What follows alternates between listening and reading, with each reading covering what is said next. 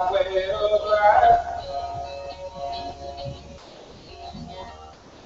just a gypsy with a full tank of gas. Not sure where my next meal's from. Put down the pedal, singing to the moonshine. Light my way, won't you take me down south there? Tomorrow is one more day, sunshine. Light my way.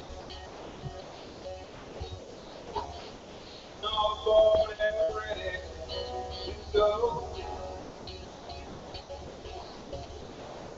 Rocking down the highway to another sold out show. I smoke because I roll my own. Reading all the billboards telling me to go home. Shine, light my way. Won't you take me down there? Tomorrow, one more day, sunshine, light my way. Had a little trouble way back when. Life ain't easy, back on the road again. Got myself lost way out of town. See the press to the dashboard, then I will not back down. Moonshine, light my way. Won't you take me down south there? Tomorrow, one more day,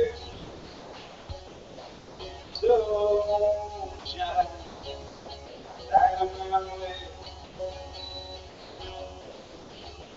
Coming through the fog after light.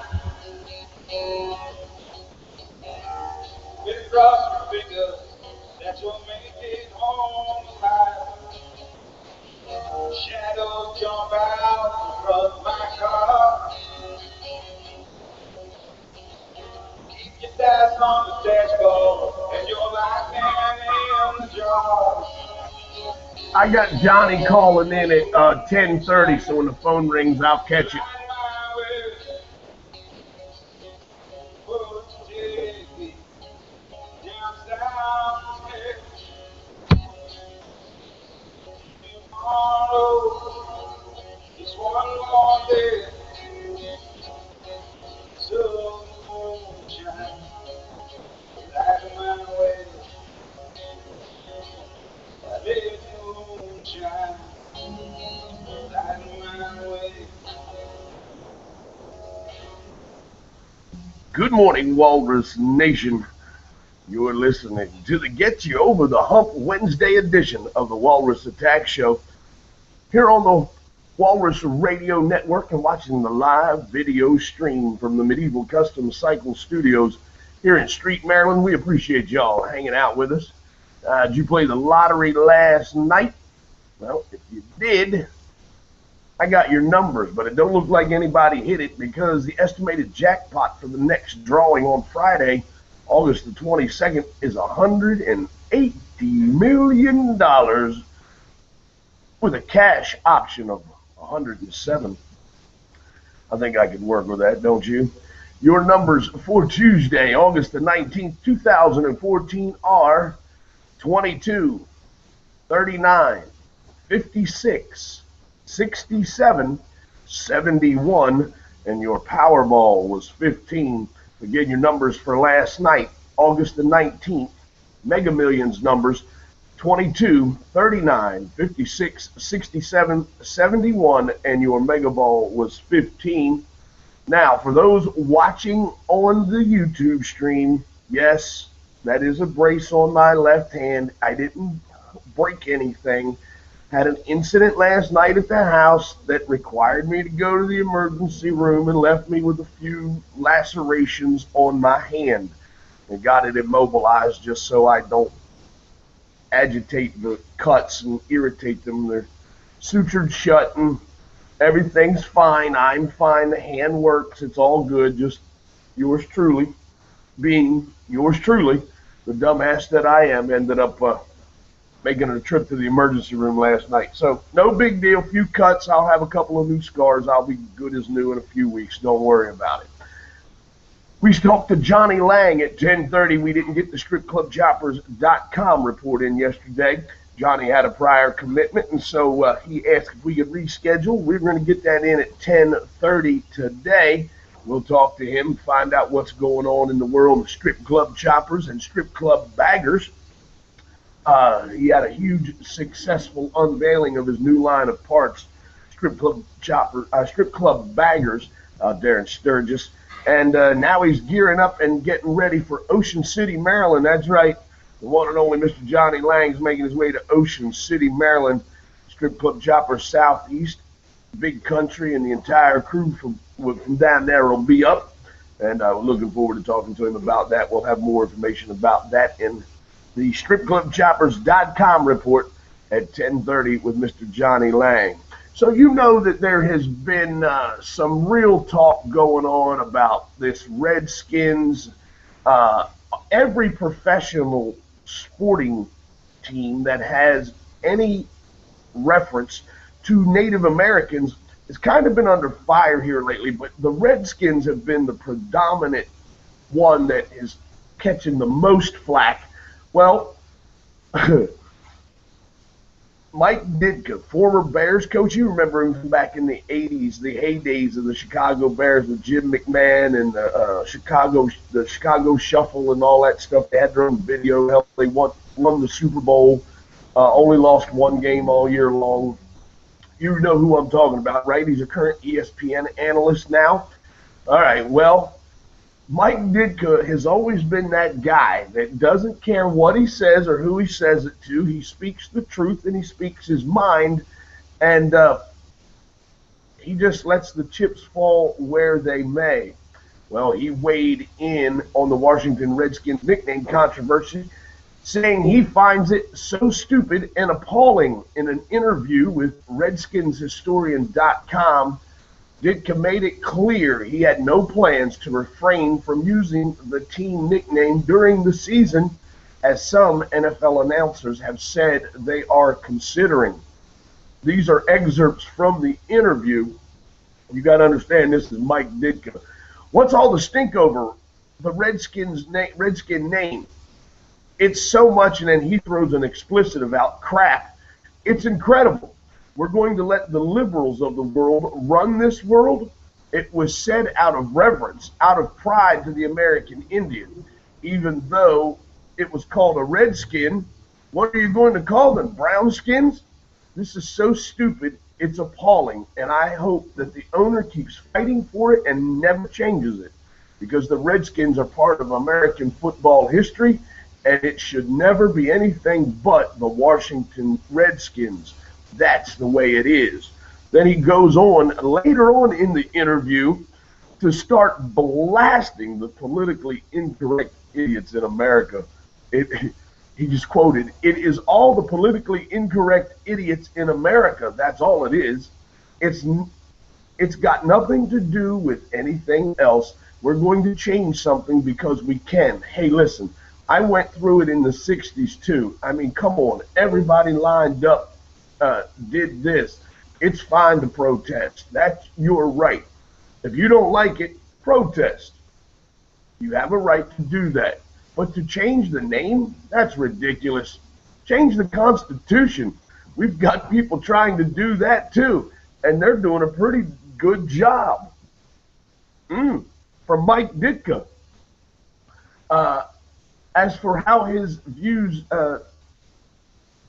as for how he views Dan Snyder's fight to keep the team's name what it is, I admire him for it. Ditka was quoted as saying as well. Again, we talk about this a lot here on the program. I mean, words, sticks and stones may break my bones, but words can never hurt me. Look, it is a name that was not used as derogatory, or it was the Washington Redskins. Okay, why is that so offensive to white people? I don't see any American Indians really raising so much hell, because that's about all they got left. I mean, the American Indians culture has been obliterated, just done. The only remembrance that there was a native people here before the Europeans came over is the fact that we have teams like the Atlanta Braves, the Washington Redskins, the Florida Seminoles. My high school mascot was the Haverty Grace Warriors. I mean, come on. We had headdresses as logos on the side of our helmets. Let's be real here. That's the only remembrance of that society, kind of. I don't even think they're hardly teaching it in schools anymore about the Native Americans or American Indians. My point being is really of all of the things that are going wrong in this country and the direction this country is headed in, we're going to be distracted by the mascot of a professional football team who in no way, shape, form, or fashion decimates, desecrates, embarrasses, insults, or is a detriment to the American Indian society. And this is what we have to deal with. Pick a better fight. Pick a more important fight. Pick something that's going to change the world. Do something that it will change the world. That's what you should look for. In any shape, form, or fashion, any improvement you can make on this planet would be huge. And I don't think changing the name of a professional sports team is the kind of impact you should really be focused on. Boy, I changed the Washington Redskins name. Big deal. Did that take a homeless veteran off the street? Did that put food in a hungry kid's belly? Did that put a smile on a person's face that hasn't had a reason to smile in a long, long time? And if you say, yeah, the dead American Indians, no, I don't think so. I'm part Cherokee Indian. I've got a little Indian in us from somewhere way back. I'm not offended by it. I mean, really, come on.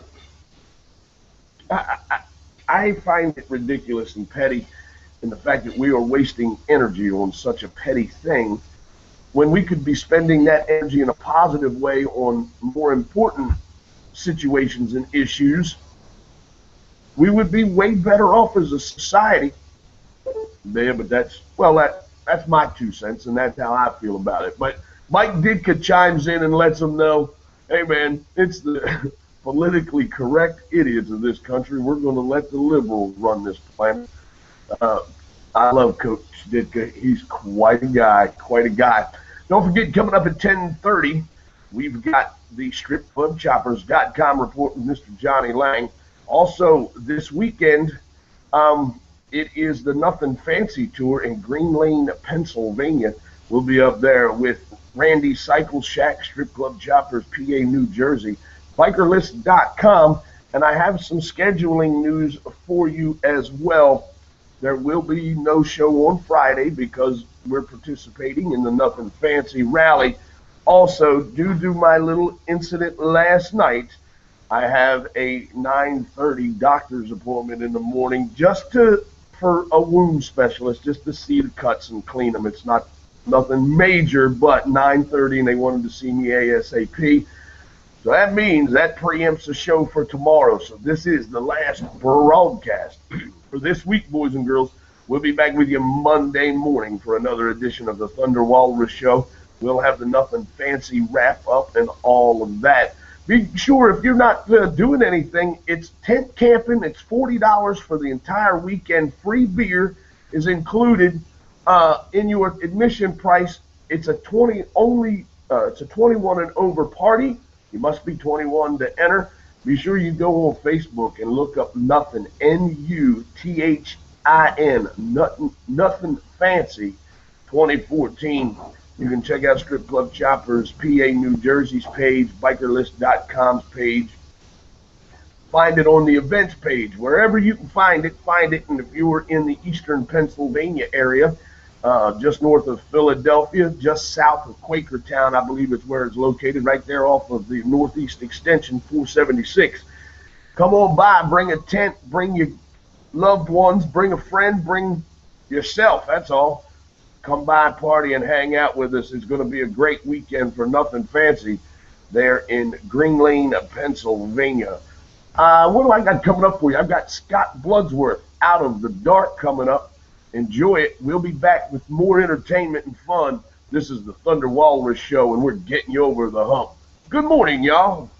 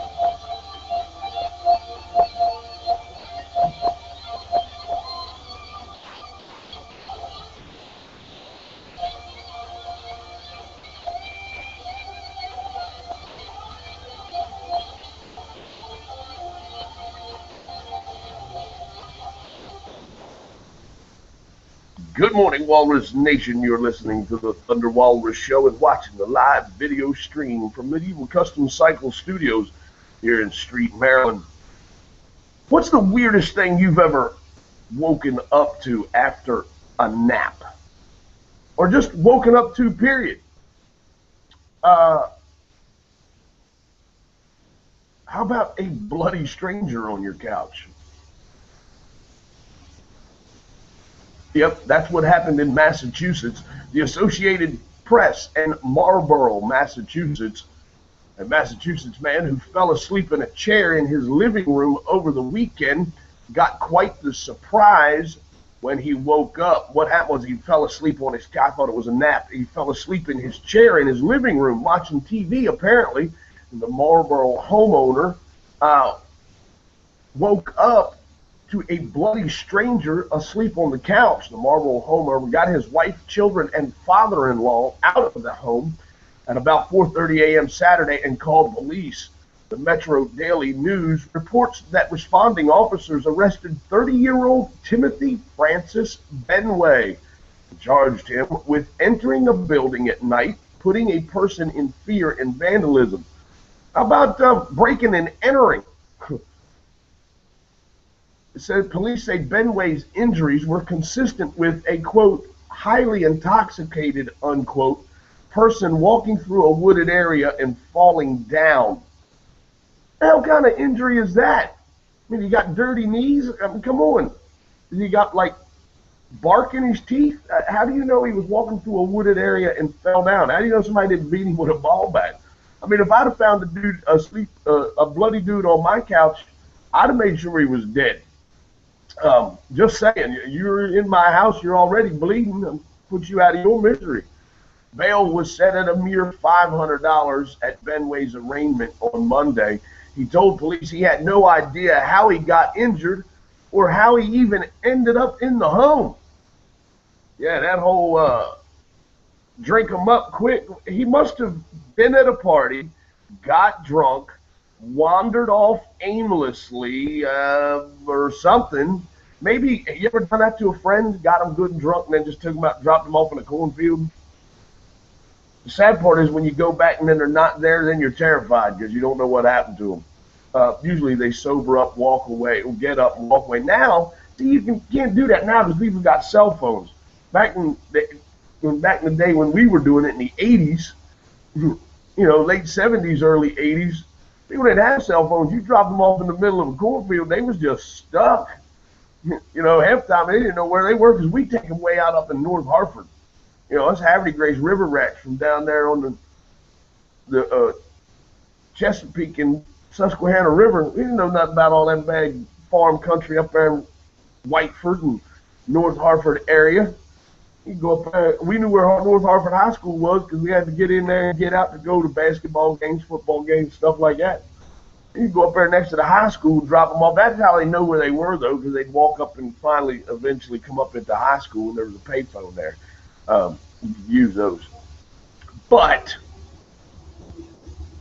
never ended up in somebody's house bloody on a couch. But, as they say, there's a first time for everything, right? Sure there is. I got some Lexus Lady coming up for you. It's from our Homegrown Thursday playlist from the Walrus Attack Show. We appreciate all the contributors. And if you know a band, because we don't want to get flagged on YouTube for copyright stuff, we're still looking for homegrown music to play on the Thunder Walrus Show. It helps us stay under the radar of YouTube and doesn't get our videos kicked off. So if you know a band, an up-and-coming band has their original music, send it to Tim at thunderwalrus.com in MP3 format. We appreciate Joe Cat contributing his new songs in the interview we had with him the other day. I was supposed to call him to talk about booking him some gigs up here. What I need to do is get him in touch with Lee Starr. I'll make sure that happens, Joe Cat. I didn't forget you, brother. Things got a little haywire yesterday, and now I will do my best to get in touch with you today, sir. This is Lexus Lady. You're listening to the Thunder Walrus Show. Good morning, everybody.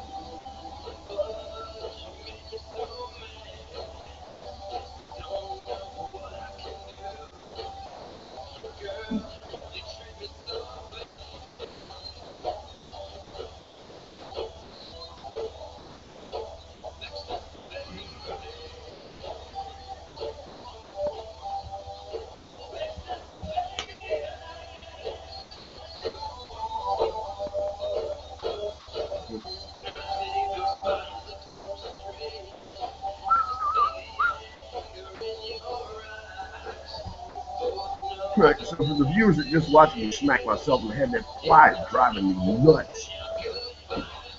Then I forget that video is going. Now I do strange stuff. At least I haven't picked my nose or anything yet.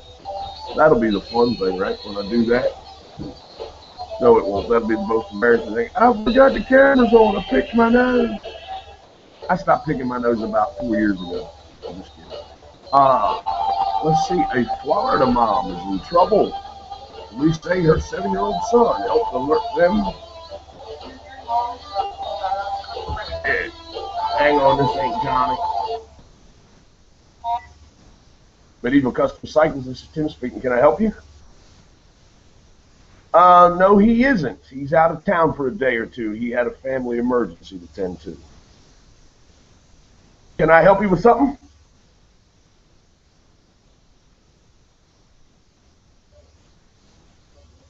Yeah. Yes, sir. You come on, trailer's right here beside the building. No, it's a little 3-rail motocross trailer is what it is, but we've hauled baggers. I've hauled 3 bikes on it to Daytona and back, man. It's a nice little trailer. You'll be all right. Yeah, we've got some around here. We'll hook you up with some. That'll work, my friend. All right, buddy. Bye-bye.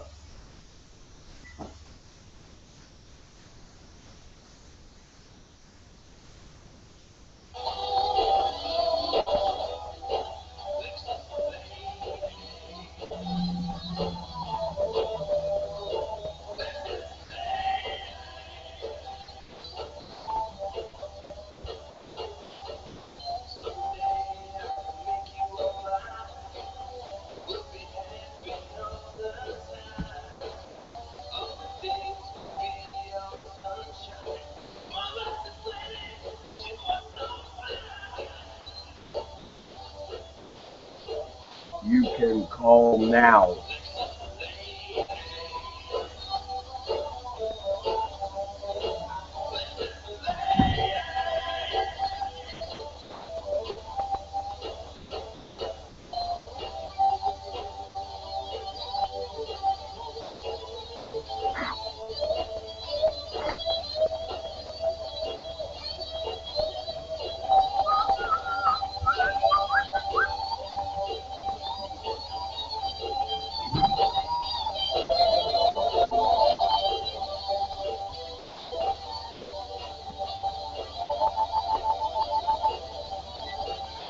What's going on, brother?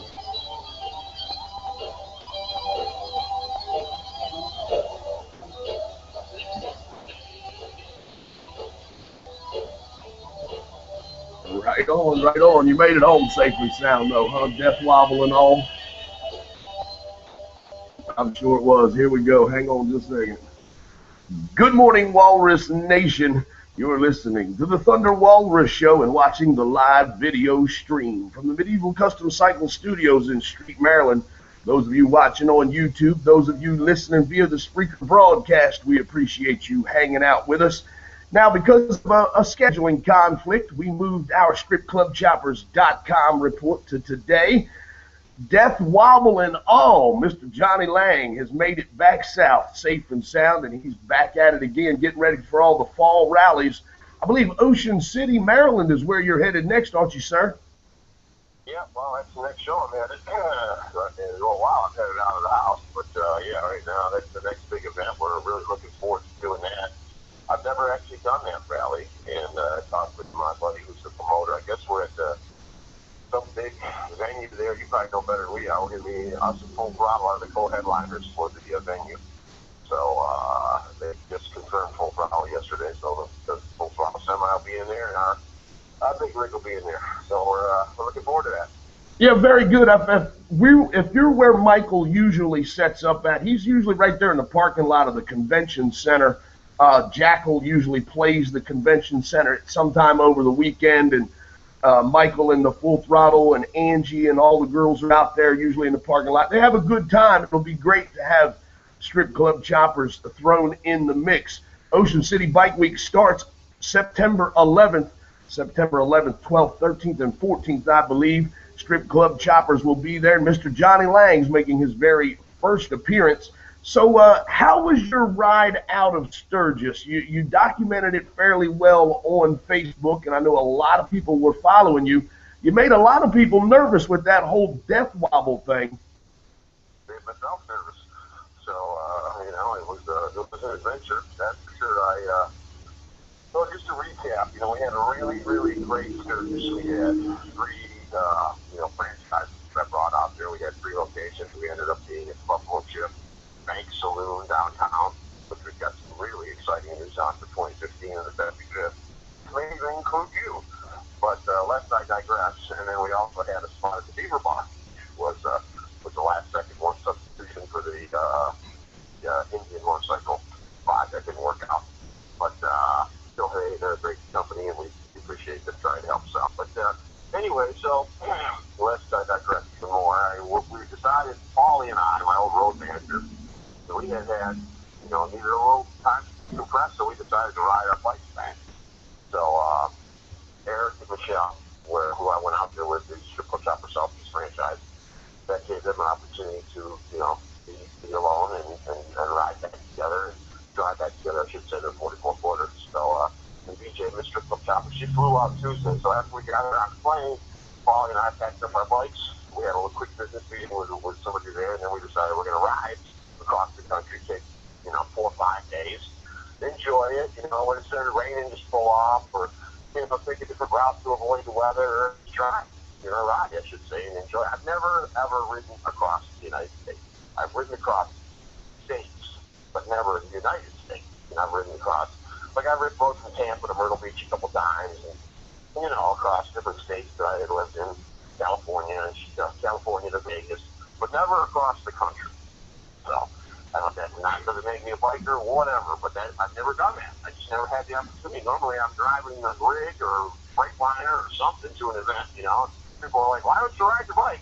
Well, I'm hauling 5 motorcycles and 3 tons of garbage or something. I really can't haul that on my motorcycle. So, never really had the opportunity. So I was really excited, looking forward to it, and, so Paulie and I decided, all right, we'll take off after we get, BJ on the plane, and we did. And coming out of Sturgis, getting on the interstate, and right when we started heading down the road, I'm getting ready to pass an 18-wheeler. Paulie pulls out in front of me. He was going to do all the navigation as far as how we were taking, and he was checking weather and stuff. So I go and hit the throttle and pull around the semi, and the front end starts shaking uncontrollably at about 85 while I'm hammering it going by this freaking semi. Oh, so, my goodness. Yeah, it was interesting. I've been riding a long time. Anybody who knows how old I am, I've been riding over 30 years. So not much scares me anymore on a bike. In fact, it's kind of enjoyable for me to ride a motorcycle and go fast. And, I've lived in California for 5 years, so I lane split, cut between cars, and done some other stupid stuff. But anyway, so I'm pulling around this semi, and it started shaking uncontrollably, and it started wobbled one last time, and I started to go under the semi, like I'm under it, and it was pulling me in. And if you ever pass the semi, you know that wind vortex kind of sucks you in. Yes. If you're not hauling, hauling ass, going straight forward, you can get pulled in. If you hesitate, normally you throttle out of that, but you can't throttle out of the death wobble. I couldn't anyway. I tried it to work, so I started to go under. So I leaned all the way on the other side of the gas tank, away from the semi, when the bike started to come up a little bit. And at that time, I think the semi driver saw it, and he hammered it, and I was slowing down at that point. So I went back underneath the semi, but right behind the rear wheel, and I just missed that safety bar that's down there, and that keeps cars from going underneath the rear end of a tractor trailer, and I missed that by about a half inch. You're talking about the ICC bumper, folks. If you've ever seen the back of a trailer, it has that almost looks like upside down goalpost. It hangs real low so the car can't drive underneath of it. That's what he's talking about, the ICC bumper that hangs off the back of a tractor and trailer.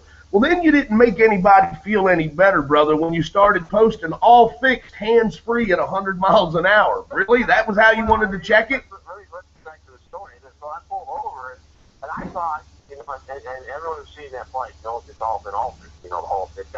We had changed the triple trees, and the triple trees were wrong. They had the wrong brake and trail to that motorcycle. And not only are they the wrong ones, there was also extensions sent to me by this company, and I'm not going to say what company it was, because I don't make disparaging things, and you'll notice I never mention them on Facebook either.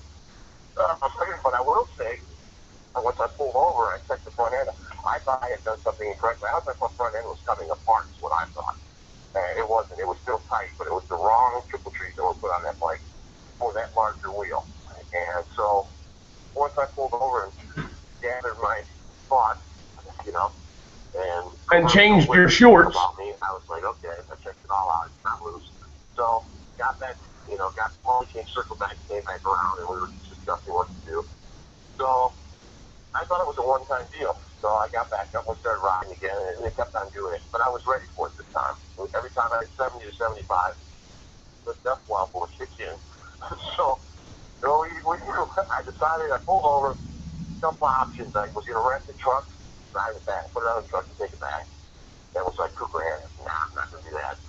So I, check. Everybody had gone from service. Everybody I know was long gone. We didn't leave till Tuesday afternoon. By the time we got out of there, everybody else had details that I knew.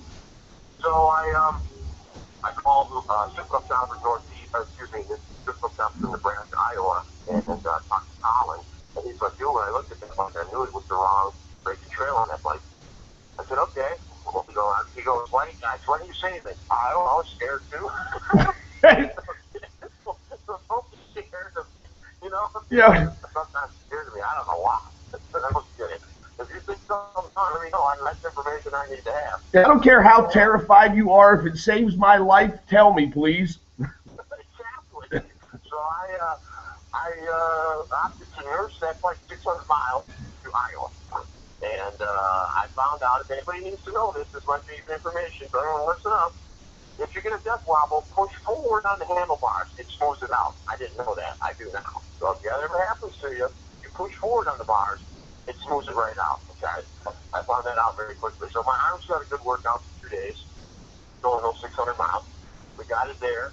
The Cars USA, it's big props and big thank you from me. They sent me right triple trees, and that triple trees were waiting at the shop when we pulled in.